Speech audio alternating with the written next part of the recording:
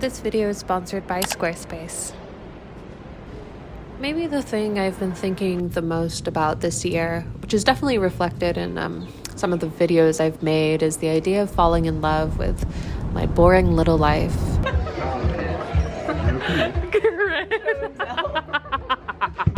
I don't know. Here we are. I've gone away a few times in the past couple of months, and when I come back, I can't help but feel a come down, which I now think is very normal. But before, however, I would take this come down as a sign that my life was a little hollow, a little empty. Especially being in the realm of social media, became very apparent to me very quickly that very often I have nothing new to share.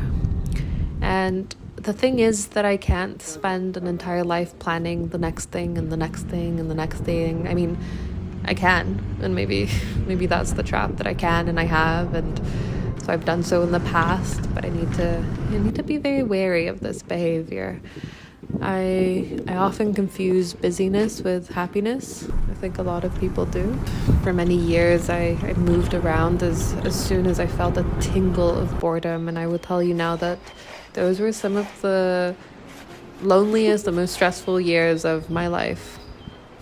And so now, coming to the conclusion that most of life is boring and, a little mundane, a little repetitive, and I don't think that's the worst thing in the world. It does sound miserable, but I don't think it is. And yes, of course, it's very nice to have things to look forward to, but it's also, I think, a very good idea for myself to start being overly enthusiastic about, a few things that happen in my day-to-day life, some things that happen often during the week.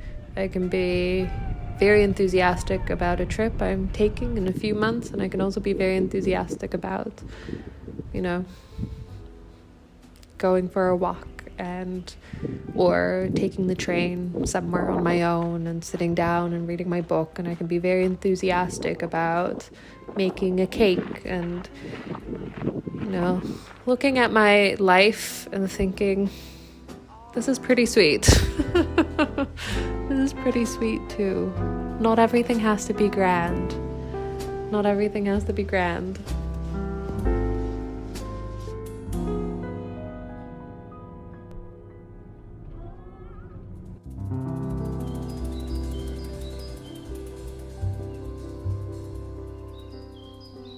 If you're anything like me and anything techie kind of intimidates you and you've been wanting to build your own website or online store, I'm telling you that Squarespace is the place for you. They make the whole experience such a breeze, which is exactly what you want when you want to focus more so on what you want to do with your website rather than the website itself. They have so many templates to choose from. They're so beautiful and intuitive, and all you have to do is just pick and choose, and then you can customize however you decide to do that. I know in the past, Squarespace was such a lifesaver when I wanted to create my own newsletter, which kept me engaged with my audience and made it really fun and exciting to be able to, create some sort of community through my newsletter. And it also made it very easy when I had products to sell, especially my recipe ebook. It made the whole thing hassle-free, and that also can be a very intimidating thing, opening up your own store. So to have the support from Squarespace and to have the safety of Squarespace to make all those huge decisions, and the fact that they offer very easy and secure payment, just made the whole thing so much more enjoyable. And it meant that I could spend more time on my recipe ebooks, I could spend more time writing my newsletter, I can spend more time doing the things that I really enjoy. So if this sounds like you can head over to squarespace.com and you can start your free trial. And once you're ready to launch, you can go to squarespace.com/Nina Montagnier and get 10% off of your next purchase of your website or domain. Thank you, Squarespace, for sponsoring this video. The other thing I can't stop thinking about is this idea that, and I'm speaking only for myself, I've been single for a million years, and I think because I've been single for so long, I have this idea of myself of being a very evolved person that can communicate very well, who's very vulnerable. I think most of it comes from the fact that I follow a lot of therapists on Instagram, on social media, and so they share something on Instagram and I'm like, absolutely, that makes a lot of sense. And so I read that, and so I think that by reading it, I think that I'm absorbing it, and suddenly it's part of me. And then you start interacting with other people in intimate settings, and you quickly realize that you're less evolved than you thought you were. You are a lot less vulnerable. You still have huge avoidance tendencies, and you're not vulnerable at all. And it is devastating.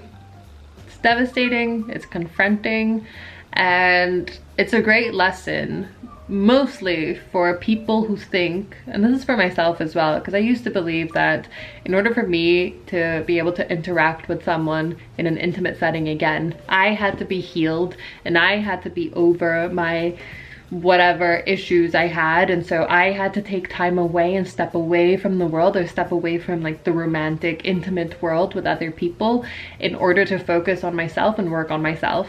The thing is that we don't live in a vacuum, and when you think that you're working on yourself by yourself in isolation, I wouldn't say, I mean, obviously there are many things. I mean, I've learned a lot from being on my own for a long time. I've learned so much. I've learned to appreciate my own company, and those are all things that I can do on my own and learn on my own and grow with no one having to teach me how to do that. But I also know that being on my own, I reinforce a lot of these false ideas about myself that no one is holding a mirror against them and making me wake up and realize that I'm a little delusional. Doing all of this in isolation won't make you better in a partnership. And it's devastating. It's devastating finding out that you have so much work to do. It is so sad. And I can't believe that in the 4 years that I've been single or more, all this work that I thought I've been doing gets me to a relationship, and I'm like, I don't know how to communicate something that is very simple. So there you go. And that is something I've been thinking about a lot. As a single person, there are many things that you can learn from being on your own, but I would say that a lot of it becomes less relevant when you are in a relationship with another person and all the stuff that they think that they have figured out and they obviously don't. And then you both have to figure shit out together, even though it can be very painful, all of it. I think the alternative is not feeling anything at all, and that is worse, right? Not having things to work on because you don't care about anybody else or you don't care about anything else is more devastating. That's the other thing I've been thinking a lot about. And I'm just gonna sit here. I don't think I've ever sat here in a video. The last thing I've been thinking a lot about, the thing that I've been thinking about the most, I don't even know what this video really is about in the end. I guess just my recurring thoughts. But mostly it's because I haven't been organized enough since I got my new job. So I didn't have enough time to plan a food video. So now this is what we're doing. We are using this video as talk therapy for myself. It's a little bit selfish, but I mean, hopefully a tiny bit helpful. And if it wasn't, I'm so sorry. The last thing is vulnerability. And how I need to get it into my silly little head that the times that I've been vulnerable, I have never regretted. I never regret the times that I've been vulnerable with somebody else. I always regret the times that I've been closed off. I always regret the times that I haven't been honest with myself and I haven't said the things that I wanted to say. And it's just a lot more exhausting to be guarded. It all comes from this illusion that we're in control. If I can control what I say and don't say and how much I decide to reveal about myself, I feed into this illusion that I have some control around a relationship, when the reality is that you truly have no control over the other person. And you can either decide to be vulnerable and you can decide to not be vulnerable, and that person might still leave you, whether you are or you're not. And you cannot, in the end, control someone. Not totally. And I've had many discussions with many friends who are also in the dating scene, and everybody is suffering to some extent or another. I think the whole dating scene can be very exhausting and devastating. And look, I've been rejected and I have rejected people, and I think the consensus when it comes to all of our discussions is that as we get older, there is less time to play around with people, and it is a lot more useful to be vulnerable, to be clear, to communicate. It is more, it's easier, it's less exhausting, I'm telling you, and I'm telling you it's less painful. It's less painful to communicate clearly and to ask for what you want than to not do that, to remain in limbo and still be rejected, and have things still not work out. I was talking to my friend the other day and he said something that was very sweet, and he said it so earnestly and so matter of fact. He said, I refuse to believe that not everybody is sacred. And because I believe that everybody is sacred, I believe that everybody deserves the respect of clear communication. And if I believe that everybody else is sacred, then I must believe that I'm sacred too. And therefore I deserve respect towards myself. And that means being honest. And it's really easy to say and it's a lot harder to do. Believe me, I know this. There's truly nothing cool or fun about being surface level, and there's nothing interesting about being guarded, and there's nothing sweet and tender and romantic about trying to remain cool. So I am committed, and I'm committing, I hope you keep me accountable, to perpetual humiliation. From today onwards, I am committed to being vulnerable to the best of my abilities. It'll start little by little. To being vulnerable, to being clear, to asking for what I want, and embracing the humiliation that comes with that, embracing the devastation that comes with that, because it will come with devastation. And also, I think on the other hand, embracing the tenderness that might come my way because of it.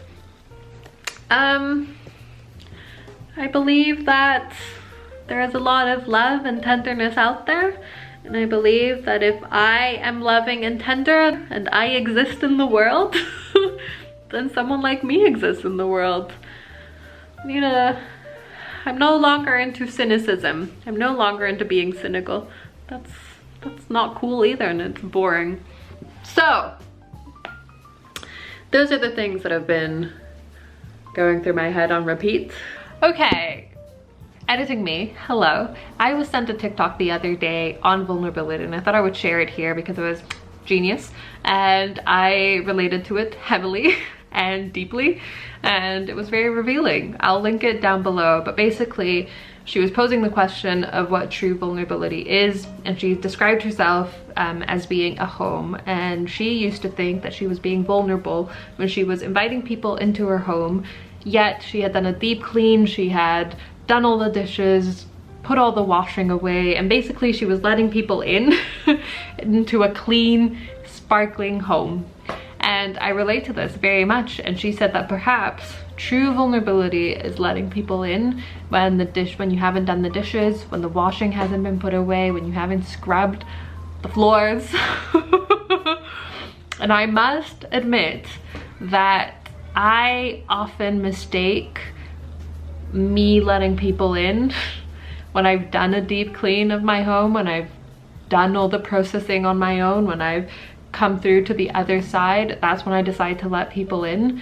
And I mistake that for vulnerability, and it has been revealed to me many times, but more so very recently, that I'm not as vulnerable as I think I am. And you know, to a certain extent, vulnerability needs to be earned, especially when you're sharing something that is really painful for you, or something that is very significant, and this doesn't totally relate to like first dates or second dates or third dates. This is more so of just letting people in and letting people help you. And I'll finish this little section with something that my best friend told me like 2 years ago. And he told me over the phone that every time I would shut down and close myself off, it would make him feel very useless as a friend, and he would feel devalued and demoralized because he couldn't do his one job as a friend, which was to listen to me and to support me. And once I heard it in that way, in which me closing off wasn't just making me miserable, but it was making my best friend miserable, things started clicking a little bit more. Having my best friend tell me that, I realized that I was only doing it because I thought I was being a burden, and in reality it was not the case at all. So that is all I wanted to say on that.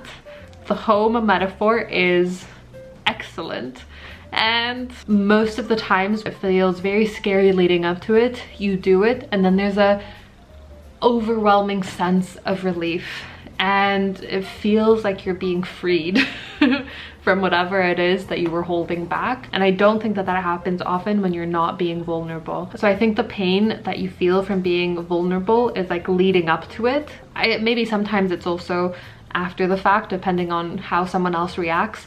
But in one way or the other, the way the other person is reacting is information. It is an answer, and there is freedom in that as well. So I do believe that not being vulnerable just leaves you in this weird limbo in which you're not freed, you're not getting information, you're not getting feedback, and it's just a very miserable place to be in. And look, the same thing I think comes with like the humiliation of being vulnerable and the embarrassment that comes from like expressing your feelings, even though it shouldn't feel this way. It just most certainly does. When you are expressing what you want or expressing your feelings to someone that you've just met for a second, third date, whatever it is. But I'm telling you, short-lived as well. You send the "I like you" text and then you are freed. It's so freeing rather than keeping that all bottled in. It's miserable keeping it all bottled in, and it makes you psychotic. I have been freed many times before by just sending a text, and however they reply is exactly the information that I needed. And even if it's not the text message that I want to receive back, I find myself being able to move forward so much quicker than if I hadn't sent that text and would have not had the information or knowledge that I needed to act accordingly. So that is all. That is all that I have to say today. I hope that you are well and that you're being vulnerable and you are embracing how embarrassing life is. I'm right there with you. And I hope that you are treating yourself very well. Go run a bath, go have a tea, go call a friend. I don't know. Do something sweet for yourself or do something sweet for someone else. I'll try and do the same, and we can meet up here very soon. Thank you so much for watching. I sent you a big hug, a big kiss, and I'll see you very soon. Bye!